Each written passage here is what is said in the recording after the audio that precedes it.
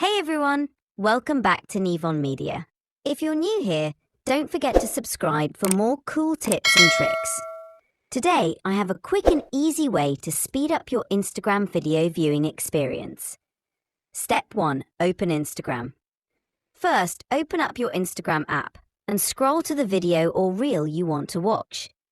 Step 2. Speed up the video. Now, here's the cool part. You can actually watch Instagram videos at double speed without any extra apps. All you have to do is hold your finger anywhere on the left or right edge of your screen, right above the heart icon. How it works. When you do this, the video will start playing at 2 times speed, making it faster and easier to get through content quickly. It's perfect for those times when you want to catch up on a lot of videos in a short amount of time.